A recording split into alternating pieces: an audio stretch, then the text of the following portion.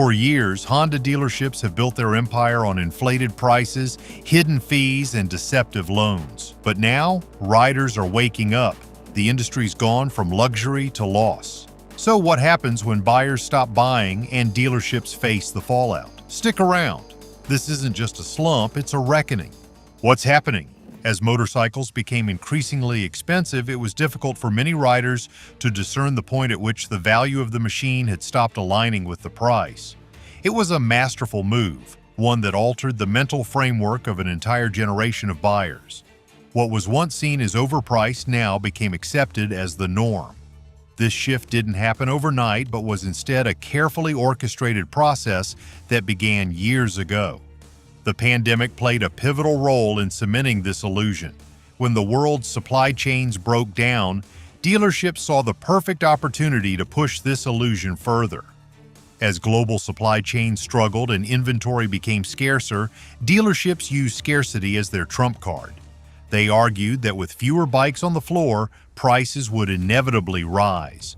It wasn't just a justification, it was a strategy. Fear of missing out became a primary tool.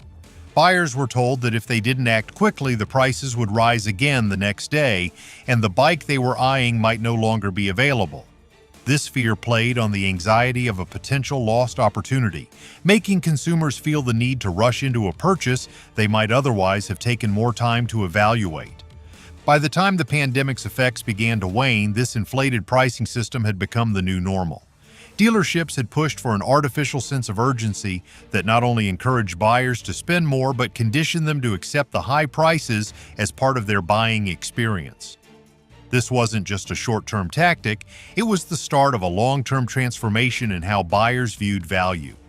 What dealerships didn't anticipate, however, was that this manipulation would lead to a breakdown in trust and a major shift in consumer behavior would soon follow. If you've been surprised by the truths behind Honda dealerships' tactics, make sure to like, comment, and subscribe. There's so much more to uncover about how the industry is changing, and you won't want to miss what we have next. The motorcycle loan trap. But the story of Honda dealerships' manipulation didn't stop at inflated prices. The real profit came not from the price tag on the bike, but from how the financing was structured. As riders began financing their bikes, what they didn't realize was that the true cost of their motorcycles wasn't just the price on the sticker, but the interest on the loan and the additional charges buried deep in the fine print. Dealerships had long relied on the tactic of pushing buyers into long-term loans, often stretching out over 5, 6, or even 7 years. On paper, the monthly payment seemed manageable. $200 here, $300 there. These figures looked affordable in the short term, making riders feel as if they were getting a great deal. But hidden within these seemingly easy payments were ballooning interest rates, deceptive fees, and terms that ultimately inflated the real cost of the bike to levels that most buyers would have never agreed to up front. A typical example: a $22,000 bike could end up costing $40,000 by the time the final payment was made, thanks to high interest rates above 8% and extended loan terms. Hidden fees like loan origination charges and mandatory insurance clauses added thousands of dollars to the total cost, often without the buyers even realizing. The dealerships, of course, spun this as a favor to the customers. "We're making it easier for you to afford your dream bike," they would say. But the truth was that these loans weren't about helping the buyer, they were about locking riders into debt. Riders who had initially been excited to purchase their dream bikes now found themselves shackled to an obligation that stretched far beyond what they had anticipated, with no easy escape.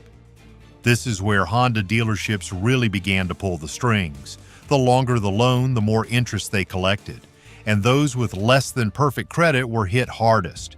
These riders, often younger or working class, found themselves trapped in loans that ballooned over time, paying massive sums for bikes that depreciated the moment they left the showroom floor.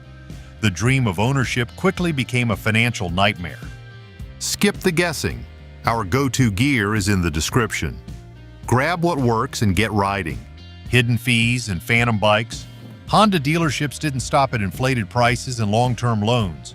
The financial traps went even deeper, with a complex web of hidden fees added to the final price of the motorcycle. What you saw on the sticker, the manufacturer's suggested retail price, was just the beginning. Once buyers stepped into a dealership, the real price was revealed. There were destination charges, dealer prep fees, and market adjustments, all designed to add thousands of dollars to the final cost. These charges were never clearly explained to the buyer, but they quickly became standard practice across dealerships. These fees, which seemed official and legitimate, were little more than fictitious add-ons used to boost the dealer's profit margin. And what's worse, many buyers simply accepted them, believing they were part of the normal transaction process. But Honda dealerships didn't stop there.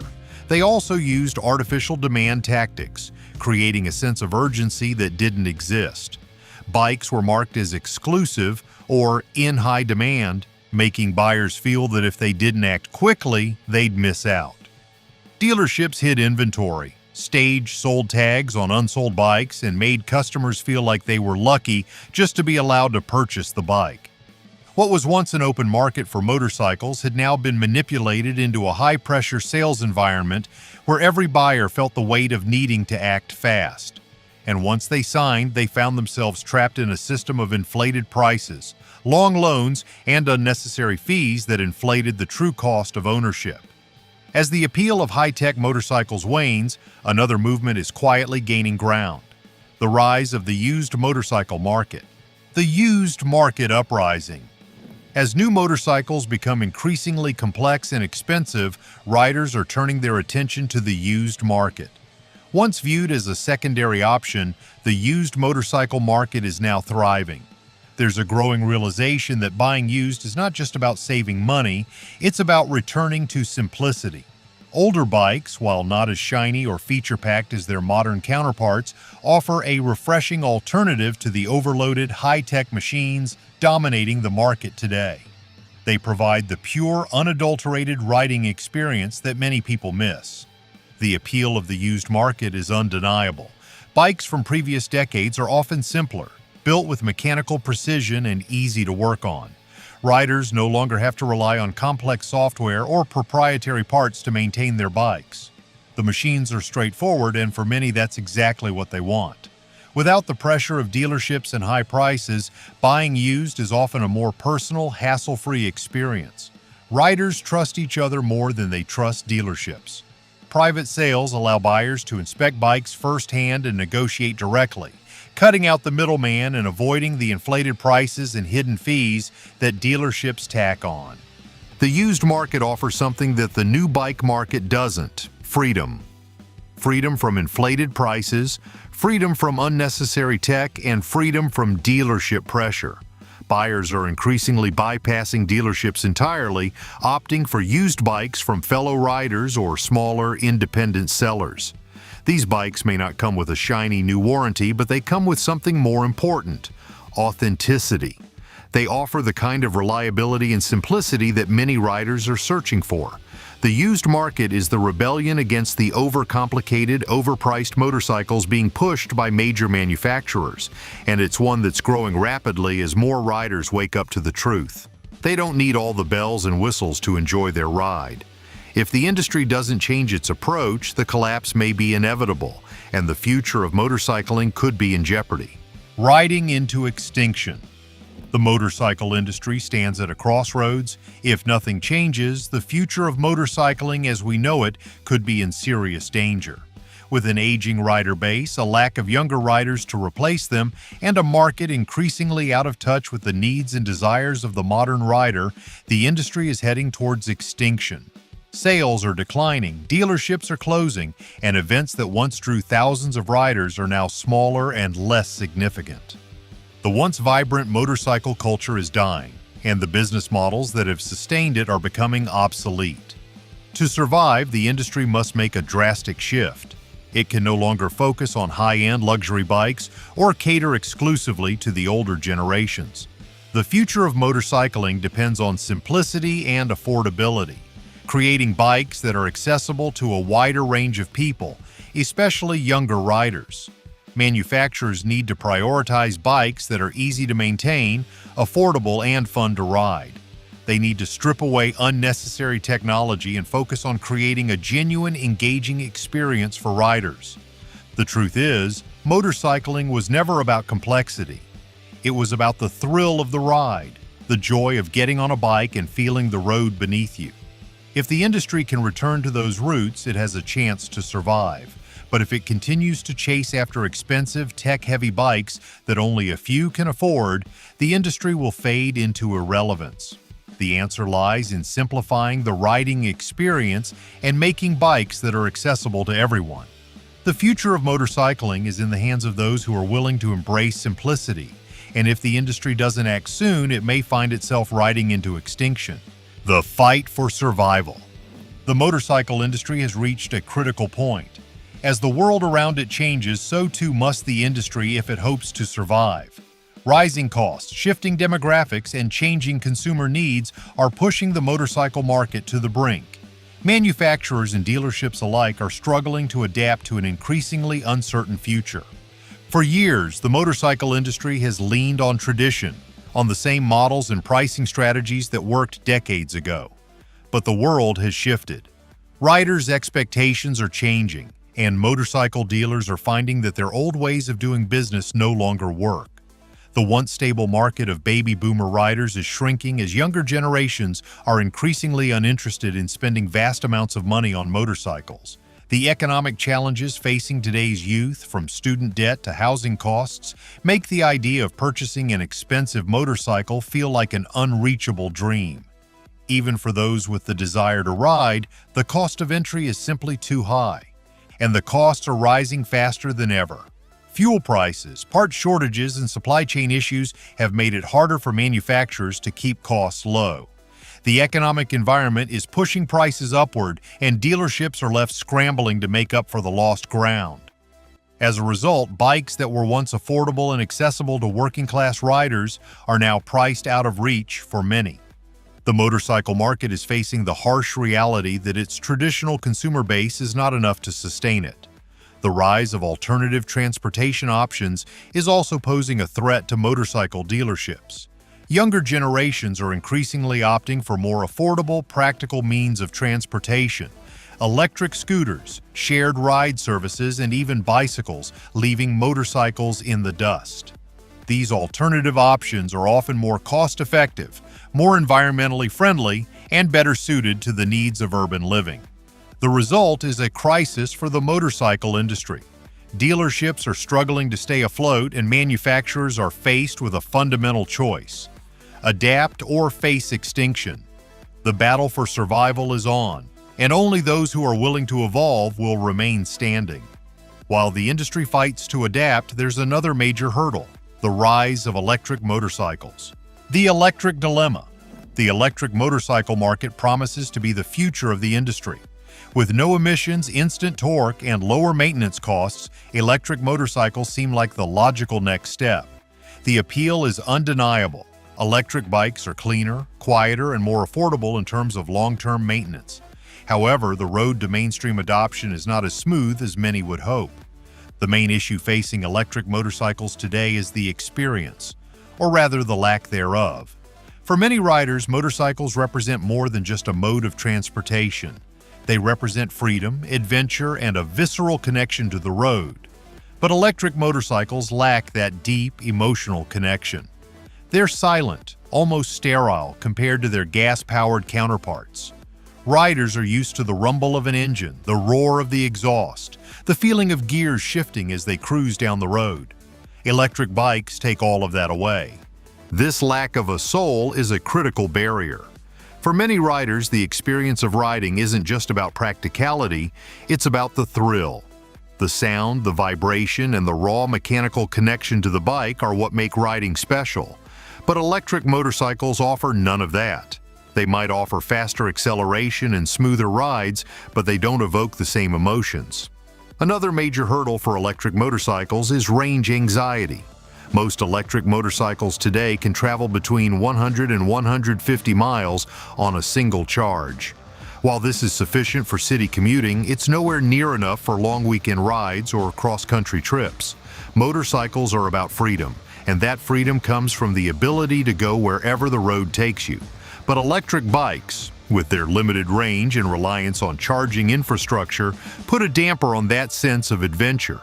Charging stations for electric motorcycles are also in short supply. While car manufacturers are rapidly expanding public charging networks, motorcycles are often left behind. Many public charging stations simply aren't equipped to handle the unique needs of electric motorcycles. Riders can't easily use fast charging networks, and in many cases, the charging process is slow and inconvenient, further discouraging potential buyers. Despite these challenges, the shift toward electric bikes is not entirely avoidable. And as the motorcycle market struggles to adjust, the traditional dealership model itself is facing a breakdown. The death of the dealership. The rise of electric motorcycles and the changing needs of consumers is leading to the inevitable death of the traditional dealership model. For decades, motorcycle dealerships have been the gatekeepers of the industry. If you wanted a bike, you had to go through them. But as riders shift their expectations and buying behaviors, dealerships are increasingly irrelevant in the purchasing process. The once sacred dealership model is being challenged by new sales methods, primarily direct-to-consumer sales. Brands like Harley-Davidson and BMW have already begun testing online sales models, allowing buyers to purchase bikes directly from the manufacturer, bypassing the traditional dealership. This direct-to-consumer model offers transparency, convenience, and better prices. Riders can see the actual price of the bike without hidden fees or markups and complete the entire purchase online. For younger generations who are used to the convenience of online shopping and the simplicity of direct-to-consumer models, this approach is an attractive alternative. No pressure, no upsells, and no hidden fees. The direct-to-consumer model appeals to the new generation of riders who prioritize ease and transparency in their purchasing decisions. Dealerships, on the other hand, are stuck in the past. They rely on the old model of markups, hidden fees, and high-pressure sales tactics. Riders have become increasingly aware of the manipulation and are refusing to buy into the system. The pressure to push additional accessories, warranties, and financing plans has left many riders feeling exploited. As a result, dealerships are facing a dire future. They must evolve or face irrelevance. The next few years will determine whether it survives or fades into obscurity. Only time will tell which dealerships and manufacturers are able to evolve and meet the needs of a new generation of riders. Will the industry rebuild, or will it collapse under the weight of its own outdated business practices? The financial cost of inaction. For decades, the motorcycle industry operated under an unwritten rule: keep prices high, add a bit of luxury to justify the cost, and the customers will keep coming. That mentality worked when demand was consistently high and competition was minimal, but now things have drastically shifted. The financial cost of inaction in the motorcycle market is no longer a hidden risk. It's an inevitable consequence. Dealerships and manufacturers that fail to adapt to the changing landscape are seeing the signs of a crumbling empire. For starters, rising costs are making it harder for dealerships to maintain their once profitable operations. The inflated prices, combined with mounting manufacturing expenses, have stretched profits thin. As supply chains struggle to recover from the pandemic's disruptions, the cost of raw materials continues to climb. In turn, dealerships are left with unsold inventory that's increasingly difficult to move. The very models that were once in high demand are now seen as overpriced relics. Buyers are walking into showrooms and seeing bikes that sit on the floor for months, unsold. The dream that dealers once sold, that new motorcycles were scarce and exclusive, is gone, replaced by the reality of oversupply and dwindling interest. It's not just the inventory crisis that dealerships must face, it's the financial collapse that follows. With fewer customers willing to pay the inflated prices and avoid the financing traps, many dealerships are drowning in debt. Floor plans, which once financed the purchase of new inventory, are now weighing heavily on dealerships as bikes continue to depreciate while sitting unsold. As dealerships struggle to meet their targets, There's a clear divide between those adapting and those stubbornly sticking to old models. The ones who refuse to change, who continue to push outdated, overpriced models, are already on the path to failure. The need for affordable bikes has never been clearer. The transparent pricing and clear value offered by competitors have highlighted just how out of touch many motorcycle dealers have become. If dealerships don't learn from these shifts, they'll face the same fate as other industries that failed to adapt: irrelevance. The financial consequences of clinging to an outdated business model are not just a risk, they're a guarantee. The consequences of inaction aren't just limited to the dealerships themselves, they extend throughout the entire industry, affecting everything from consumer expectations to the future of motorcycling. The future of motorcycling. The future of motorcycling is staring the industry right in the face, and it's not just about adapting, it's about reinventing the way motorcycles are sold, designed, and experienced. As the market shifts, it's clear that the brands and dealerships that thrive will be the ones that embrace simplicity, affordability, and direct-to-consumer models. Gone are the days of relying on inflated prices and upsell tactics. The future of motorcycling depends on providing value to consumers, not just selling them a lifestyle. In order to survive, manufacturers must simplify their offerings. Today's consumer is not interested in bikes overloaded with unnecessary tech or features that inflate prices. Instead, they want a bike that works, one that's affordable, reliable, and easy to maintain. Simplicity doesn't mean stripping away quality, it means focusing on the essentials: performance, reliability, and value, without adding layers of complexity that the average rider doesn't need. With rising costs in living and a changing economic landscape, the new generation of riders can't afford the luxury-priced bikes of yesterday. Manufacturers that don't understand this will be left behind. Moreover, embracing direct-to-consumer sales is the next step for the industry. Online models have already revolutionized other industries, and motorcycling is no different. Brands that offer transparent pricing, no haggle deals, and the ability to customize and order a bike online will appeal to the younger generation, which is more accustomed to streamlined online shopping than showroom negotiations.